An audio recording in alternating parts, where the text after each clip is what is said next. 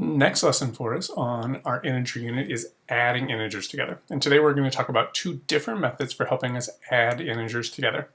Our first one is going to start with using the number line.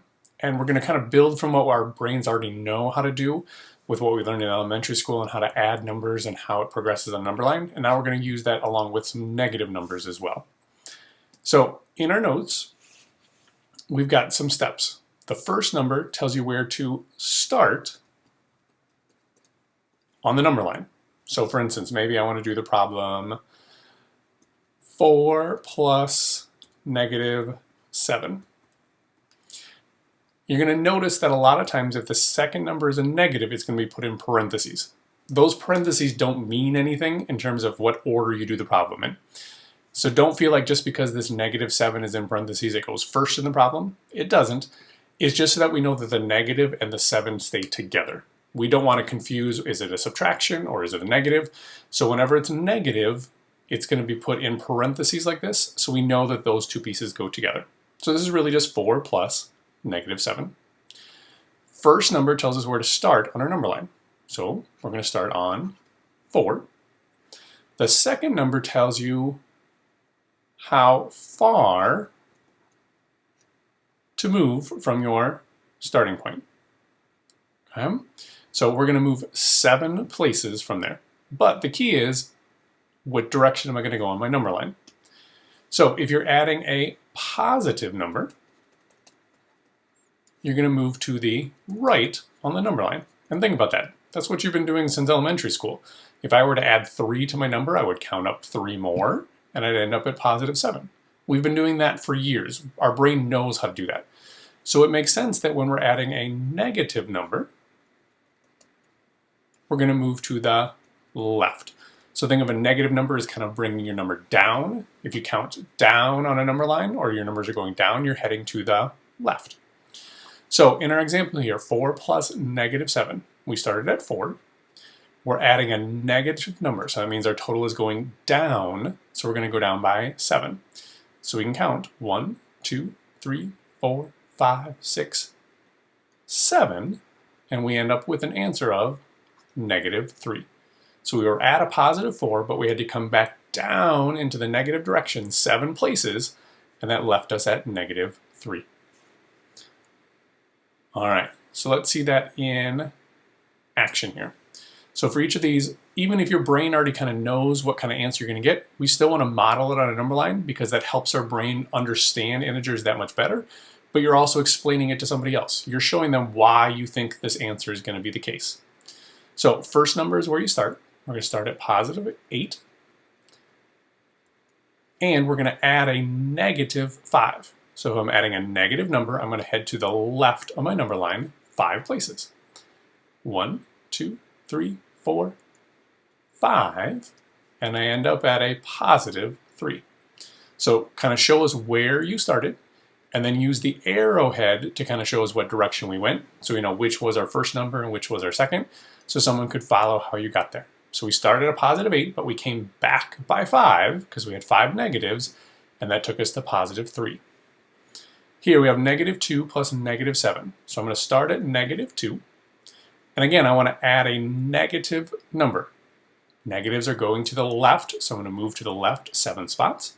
1, 2, 3, 4, 5, 6, 7, and we get an answer of negative 9. For some of you, you might not like to do the little hops. Your brain might be able to just kind of count as you go and be able to show it, and that's okay. So for instance here, I have 4, so I'm going to start at positive 4, and I want to count negative 9. Again, a negative meaning I'm moving to the left 9 spots.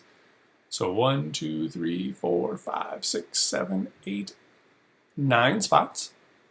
And now I want to add another negative 3. So I'm going to continue moving on. Again, I'm adding a negative number, so I'm going to keep moving to the left 3 more spots. 1, 2, 3. And I end up with an answer of negative 8. So I can use my number line as I'm moving up and down based on whether I'm adding a positive or negative number to help me find my answer. For some people, their brains just work better with that number line. They can kind of visualize the numbers going up and down. For others, we can find other ways of modeling this for us, and one of them is to use positive and negative counters.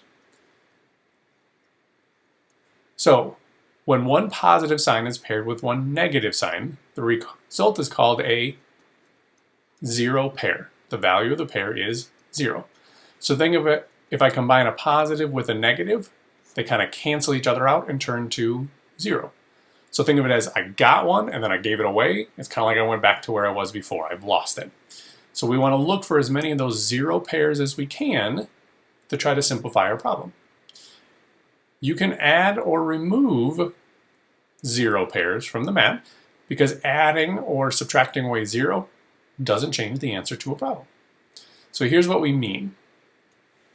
For each one, you're going to represent them based on how many you have. So I have 7 negatives. 1, 2, 3, 4, 5, 6, 7. And I have 3 positives. Oh, sorry about that. Computer's going a little crazy.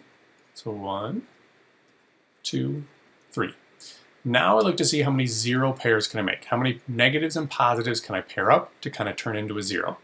So I can make 1, 2, 3 pairs. I'm left with 4 negatives that didn't get paired up. So I still have 4 negatives left over. -7 plus +3 is -4. So think of it kind of like the negatives and the positives are kind of battling against each other.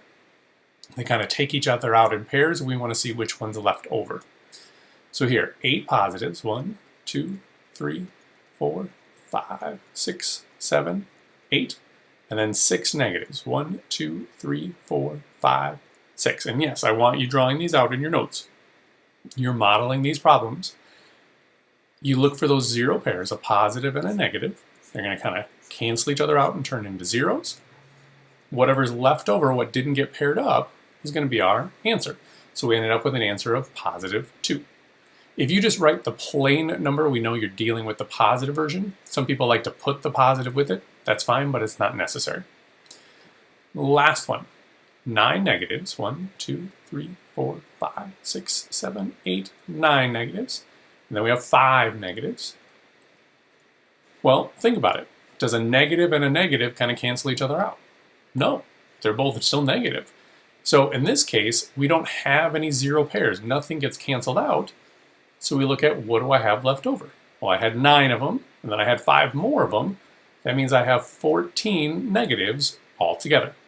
So by drawing out those positive and negatives and making those 0 pairs, I'm able to see how many positives cancel out with how many negatives, and I can see what's left over. We'd get the exact same answers if we did this on a number line. It's just another way of visualizing the problems.